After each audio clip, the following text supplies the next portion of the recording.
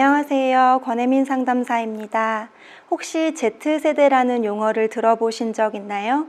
이는 1995년 이후 출생한 세대를 일컫는 말로 그 이전 밀레니엄 세대보다 훨씬 더 빠르게 유년 시절부터 디지털 환경에 노출된 세대를 일컫는 말입니다. 그리고 이들은 몇 가지 특징을 가지고 있습니다. 당장 우리 회사의 50% 이상이 Z세대입니다. 그리고 이 영상을 보고 계시는 분들은 이들을 아우르고 관리해야 하는 선배이자 관리자이실 테고요. 때로는 이들이 개인적이고 무책임하며 당돌하다고 여겨질지라도 조화로운 문화를 이룩하기 위해서 이해하고 바라봐 줘야 하지 않을까요?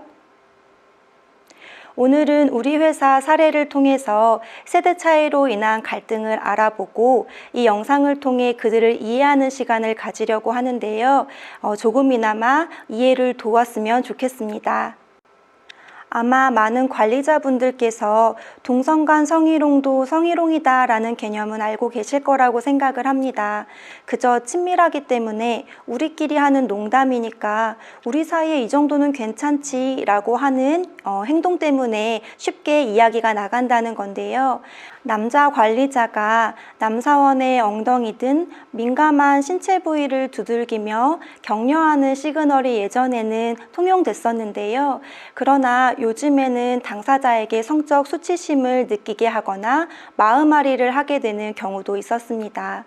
이미 충분한 친분 관계가 형성되었기 때문에 탈의실 알몸 촬영이나 이런 짓궂은 장난들도 성적 불쾌감을 주기도 했었습니다. 성희롱 이야기를 하나 더 해보도록 하겠습니다. 상황실에서 CCTV를 보던 근무자 2명이 화면 속 고객사 여임직원을 보면서 외모 평가를 하는 일이 있었습니다. 물론 그 여성은 자신에 대한 평가를 들을 수 없었습니다. 그런데 문제는 이를 지켜보던 후배 사원이 성적 불쾌감을 느꼈습니다. 이 경우에 성희롱에 해당이 될까요? 모호한 개념이지만 성희롱에 해당됩니다. 외모평가 그리고 야설에 당사자가 아닌 제3자가 이 이야기를 들을지라도 불쾌감을 느꼈다면 분명히 성희롱에 해당되기 때문입니다. 신체 접촉이나 직접적인 성적 언급은 없었지만 여자친구가 있는 후배에게 어떻게 매일 밥만 먹냐? 특식도 먹어야지 라고 이야기하며 성매매 업소 정보를 제공하거나 화장실 가는 후배에게 너 또 하러 가냐? 라고 하는 농담으로 성희롱을 느끼게 하는 경우도 있었습니다. 굳이 성적인 언급이 없었지만 뚱땡이 뱃살 봐라. 그렇게 처먹으니까 살이 찌지 라고 하는 등 신체 비하 발언이나 외모평가 등도 이제는 성희롱에 해당됩니다. 지금부터는 근무와 관련된 이야기를 해보도록 하겠습니다. 우리 회사는 포스트를 로테이션하며 근무합니다. 근무표에 따라 많게는 하루에 10군데가 넘는 곳을 이동하며 근무하게 되죠. 그런데 문제는 여기서 형평성의 문제가 대두된다는 것입니다. 파트장님과 선배 근무자가 포스트 교대 패턴을 계획하실 때에는 분명히 마땅한 이유가 있을 겁니다. 그러나 후배 사원 입장에서는 전후 상황 및 사전 설명이 없이 왜 나만 어려운 포스트 위주로 근무를 하지? 라고 하는 근무 강도에 따라 불이익을 받는다고 생각을 합니다. 최근에는 같은 근무 패턴이라고 할지라도 최초 입초는 왜 후배부터 서야 하는가에 대해서 불만을 제기하기도 했습니다. 이 역시 선배 근무자가 교대 시에 인수인계도 하고 메일도 확인해야 하는 등 사전 작업을 해야 되는데 이 과정을 설명하지 못하고 이해하지 못한 우리 후배들은 불이익을 받는다고 생각을 하는 거죠. 같은 맥락으로 휴게 시간이 있겠죠. 우리 회사의 경우에는 포스트와 포스트 사이에 휴게 시간을 가집니다. 휴게라는 정의 자체가 근로자가 근로시간 중에 충분히 휴식할 수 있는 시간이라는 정의임에도 불구하고 우리 후배들은 이 시간을 보장받지 못한다고 이야기를 합니다. 직급에 따라 차등 배분된다고 여기거나 간혹 눈 좀 붙이고 싶은 후배가 있는데 영상통화를 하거나 핸드폰 게임을 하는 등 자신의 시간을 보장받지 못한다고 생각을 하는 것입니다. 최근 우리 회사에서는 조직 문화 혁신을 위해 수평적인 언어 사용과 동기문화 제도 개선을 시행하고 있습니다.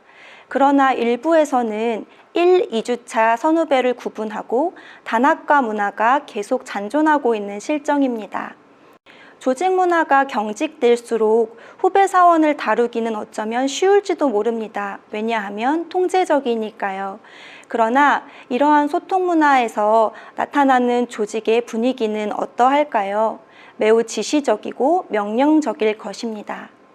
또한 이런 문화가 학습된다면 후배가 후배 사원에게 그리고 또 신입 사원에게 이렇게 행해지겠죠. 폭력적인 언어도 지속될 테고요. 물론 우리 조직은 업의 특성상 일부 수직적인 문화가 형성될 수밖에 없고 필요하기도 합니다. 하지만 최근에 가장 보수적이라고 하는 군대에서도 단합과 문화가 없어지고 있는 실정이지요. 이렇게 사회의 분위기에 우리도 빠르게 발맞춰야 하지 않을까요? 입사한 후배들에게 간혹 불편한 질문들이 있습니다. 너 여기 왜 왔어? 대학 졸업하고 고작 휴먼 온 거야? 라고 하는 농담입니다. 사실 이 말은 신입사원뿐만 아니라 기존에 우리 회사를 다니고 있는 선배들이 들어도 몹시 기분이 상할 말입니다. 특히 Z세대는 자신의 선택을 존중받고 싶어 하고 비난에 취약한 특징을 가지고 있는데요.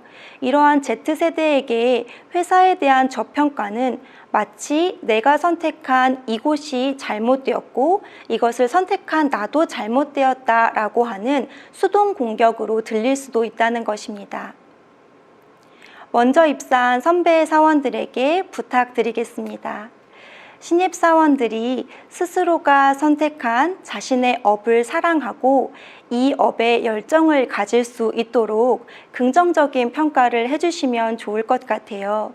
그렇게 될 때 이들은 자신의 선택을 믿고 그리고 자신이 선택한 회사를 믿고 적응하기 위해 업무에 최선을 다할 것이라고 생각합니다. 오늘의 영상이 기성세대를 살아가고 있는 선배 그리고 관리자 분들께는 다소 불편하셨을 수도 있다고 생각합니다. 요즘 애들 어디까지 맞춰줘야 되는 거야? 오히려 선배가 이러한 부분들로 불편함을 겪는 게 역전된 현상 같다라고 생각하시기도 하실 텐데요. Z세대는 다소 개인적이고 서슴없고 당돌합니다. 저도 인정하는 부분이고요. 그러나 이들의 장점은 누구와도 한 팀이 될 수 있는 개방성입니다.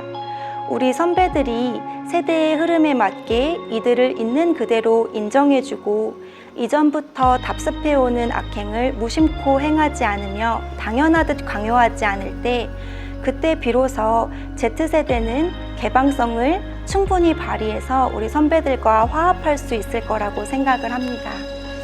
개인의 존엄성과 다양성을 존중하며 선진 문화를 이루어갈 우리 휴먼 TSS를 응원합니다. 감사합니다.